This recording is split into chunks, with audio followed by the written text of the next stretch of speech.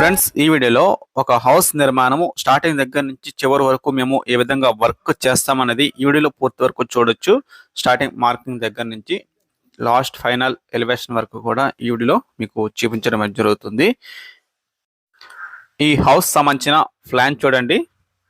Double bedroom, kitchen, attached toilet ఉంది, ఒక hall అయితే ఉంది. ఇక్కడ మీరు చూసిన ప్లాన్ కొద్దిగా మార్పు చేసి ఈ హౌస్ నిర్మించడం జరిగింది. 80 గజాలు, 1.5 సెంటు స్థలం, 725 ఎస్ఎఫ్టీ వస్తుంది. మొత్తం టోటల్ సైట్ ఏరియా వచ్చేసి. ఈ ఇంటి నిర్మాణానికి ముందుగా మార్కింగ్ చేసాము. ప్లాన్ వేసిన తర్వాత టోటల్గా మార్కింగ్ చేసి బోర్లు అయితే వేస్తున్నాము. స్టార్టింగ్ వచ్చేసి 9 సైజు కలిగిన పిల్లర్స్ వేస్తున్నాము. మధ్యలో డమ్మీలు కూడా వేస్తున్నాము. ప్రతి 10 అడుగులకి మధ్యలో ఒక డమ్మీ కూడా ఇచ్చాము. డమ్మీ లోతు వచ్చేసి 6 ఫీట్లు. మెయిన్ పిల్లర్ బోర్ వచ్చేసి అడుగు వెడల్పులో 10 అడుగుల లోతు అయితే తీయడం జరిగింది. 10 అడుగులకి ఇక్కడ ఇసుక అయితే వస్తుంది. ఒక్కొక్క ఏరియాలో నేల 5 అడుగులకు రావచ్చు, 6 అడుగులకు కూడా రావచ్చు. 10 అడుగులకు వస్తుంది. కొన్ని ఏరియాలో 12 అడుగులకి ఇసుక రావడం జరుగుతుంది. ఇసుక రాకపోతే కనుక ఒక 12 నుంచి 13 అడుగుల వరకు మనం లోతు తీసుకోవచ్చు. కంపల్సరీ 10 అడుగుల లోతు తీసుకోవాలి.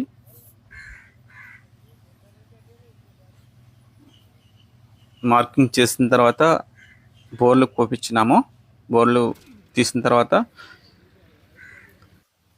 బోర్లు అయితే వేస్తున్నాము.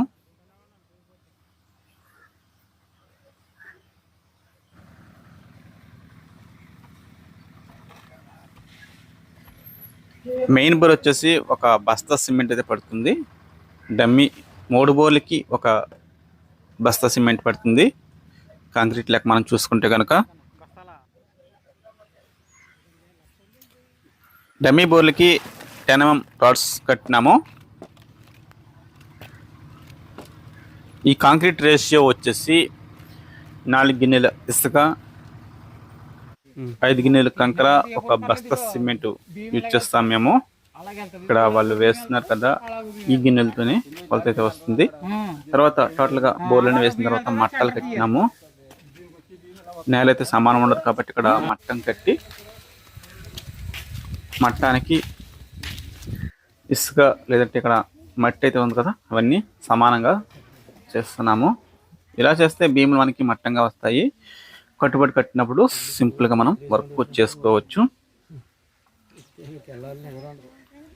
మనం సెంటరింగ్ పెట్టించుకోవచ్చు, లేదంటే ఈ విధంగా బ్రిక్స్ కూడా మనం వేసుకోవచ్చు. మన బడ్జెట్ని బట్టి వర్క్ అయితే చేస్తాము. ఒక మిడిల్ క్లాస్ ఫ్యామిలీకి సంబంధించిన హౌస్ అండి ఇది. మరి ఎక్కువ బడ్జెట్ పెట్టి హౌస్ అయితే నిర్మాణం చేయలేరు.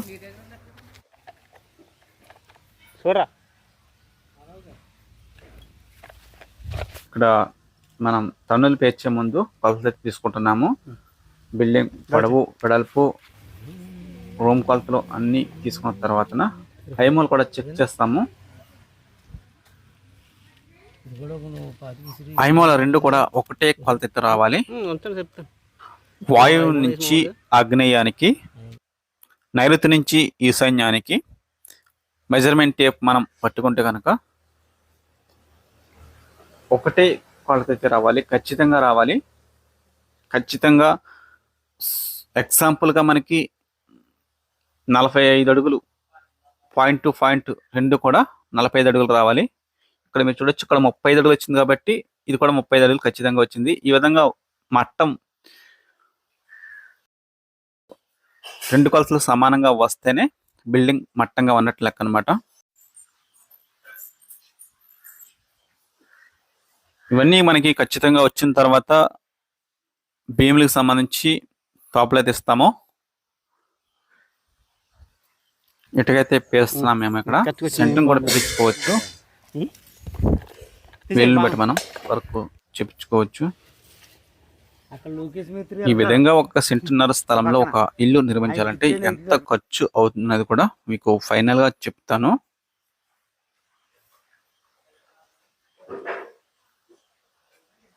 మొత్తానికి టాపులు అయితే ఇచ్చేసాము, టన్నులు పెంచినాము. మరలా ఇవి తీసేసుకోవచ్చు. బ్రిక్స్ వచ్చేసి కట్టుబడికి మనం యూజ్ చేసుకోవచ్చు.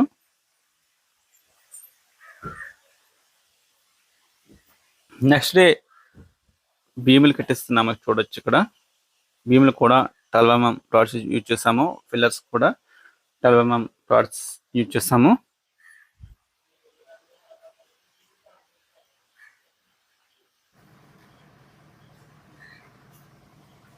తర్వాతి రోజు భీములు వేస్తున్నాము.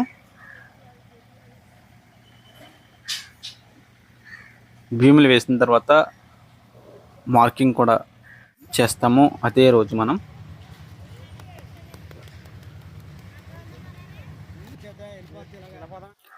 భీములు వేసిన 1 hour 2 hourకి ఈ విధంగా భీముల పైన రఫ్ చేసుకుంటే బ్రిక్ వర్క్ మనం చేసినప్పుడు స్ట్రాంగ్గా పట్టుకుని అయితే ఉంటుంది.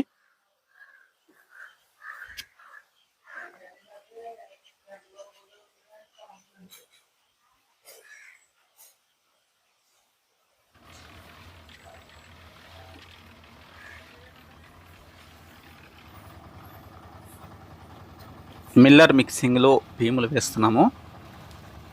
ఇది కూడా కాంక్రీట్ రేషియో వచ్చేసి 4 గిన్నెల ఇసుక, 5 గిన్నెల కంకర, ఒక బస్తా సిమెంట్ లెక్క వీటి మీద జరుగుతుంది.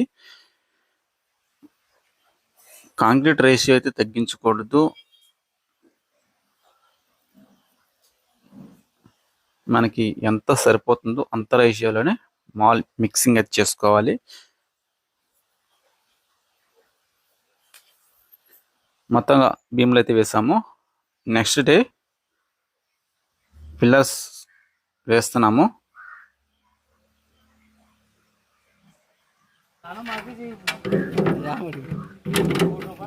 పిల్లర్స్ వేసేటప్పుడు కూడా లైన్స్ అయితే తీసుకుంటాము. మొత్తం 4 మూలల కూడా మనం పిల్లర్స్ వేసి 4 మూలల కూడా లైన్ డోర్స్ అయితే కట్టి పిల్లర్స్ షేప్లు అయితే చూస్తాము. ఎటు తిరగకుండా ఖచ్చితంగా వచ్చే విధంగా మనం చూసుకోవాలి.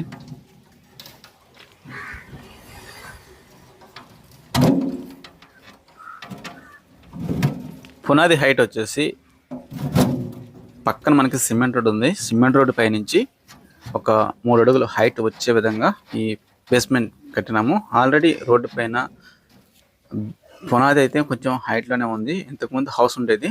హౌస్ తీసివేసిన తర్వాత ఇక్కడ బిల్డింగ్ అయితే వేస్తున్నాము. ఓకే, ఇది 10 రోజులు రావాలేమో. పిల్లర్స్ అన్నీ కంప్లీట్ అయిన తర్వాత నెక్స్ట్ డే కట్టుబడి అయితే పెడుతున్నాము.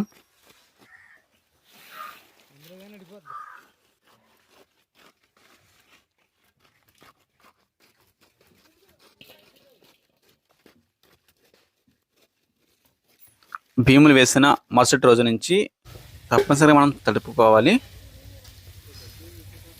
మనం ఏ వర్క్ చేసినా కానీ 10 నుంచి 15 రోజుల పాటు ఖచ్చితంగా తడుపుతూనే ఉండాలి. తర్వాత మనం ఆఫ్ చేసుకోవచ్చు. కంటిన్యూస్గా మనం తడపనవసరం లేదు. ఒక 15 రోజులు 10 రోజుల నుంచి ఎక్కువగా మనం తడపనవసరం లేదు.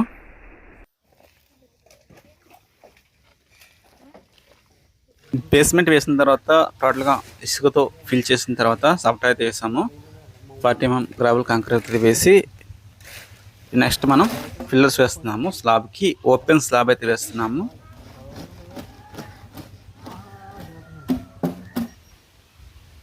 స్లాబ్ హైట్ వచ్చేసి 9.5 feet హైట్ అయితే వేసాము. పిల్లర్కి 1 feet బీమ్ వస్తుంది. మొత్తం 10.5 feet హైట్ వస్తుంది. బేస్మెంట్ దగ్గర నుంచి పిల్లర్ హైట్ వచ్చేసి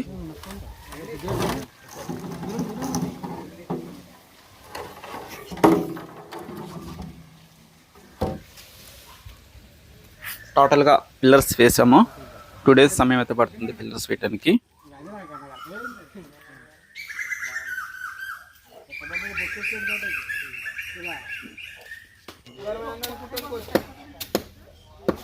తర్వాత ఒక 10 రోజులు 15 రోజులు గ్యాప్ ఇచ్చిన తర్వాత సెంటరింగ్ పెట్టేస్తున్నాము.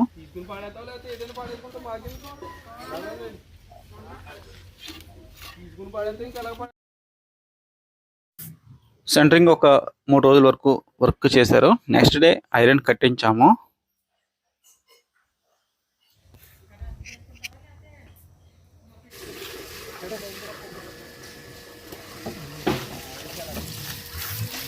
తర్వాత స్లాబ్ అయితే వేస్తున్నాము. సెంటర్నర్లో హౌస్ నిర్మాణం చేస్తున్నాము.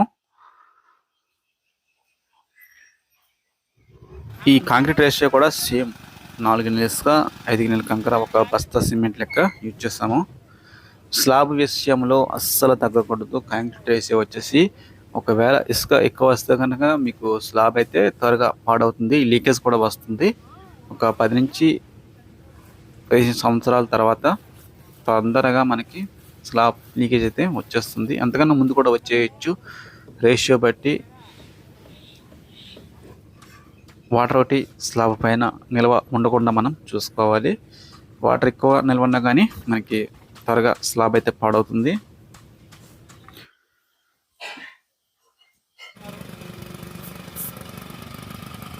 పైన మనం గొట్టలు కట్టి నిల్వ ఉంచే వాటర్ కూడా ఒక 10 నుంచి 15 రోజులు, అంతకన్నా ఎక్కువ ఉంచకూడదు.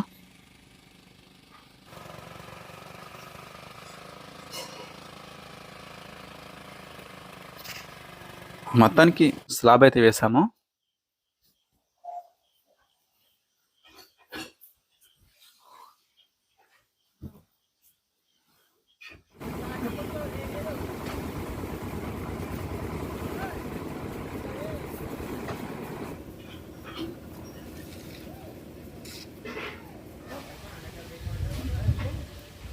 ఈ స్లాబ్ వేసిన తర్వాత మనం బ్రిక్ వర్క్ అయితే చేస్తామండి. మొత్తం టోటల్గా బ్రిక్ వర్క్కి మేమైతే వేరే ఇంకొక హౌస్ వర్క్స్ ఉంటే కనుక అక్కడికి వెళ్ళినాము.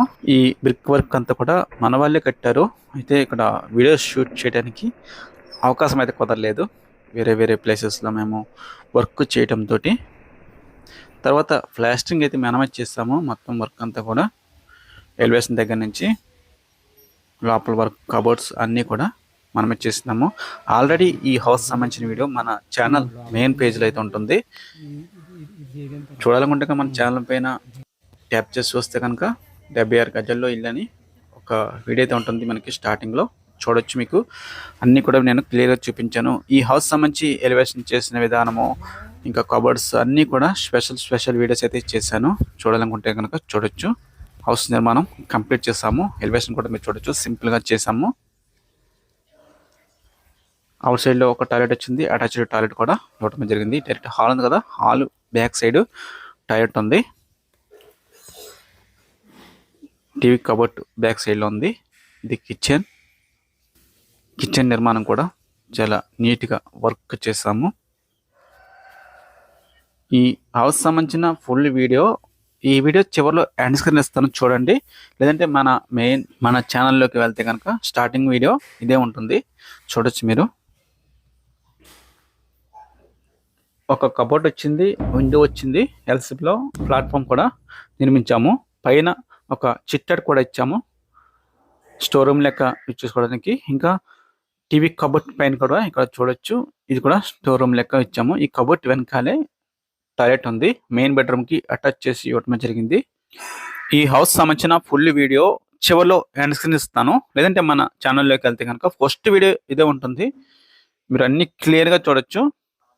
ఈ విధంగా ఒక ఇల్లు నిర్మాణము 1 సెంటున్నర స్థలంలో 725 ఎస్ఎఫ్టీ కలిగిన 80 గజాల్లో ఒక హౌస్ నిర్మించుకోవాలనుకుంటే కనుక 12 లక్షల రూపాయల నుంచి 13 లక్షల రూపాయల వరకు ఖర్చు అవుతుంది.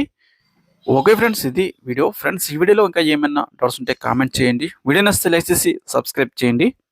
Thank you so much.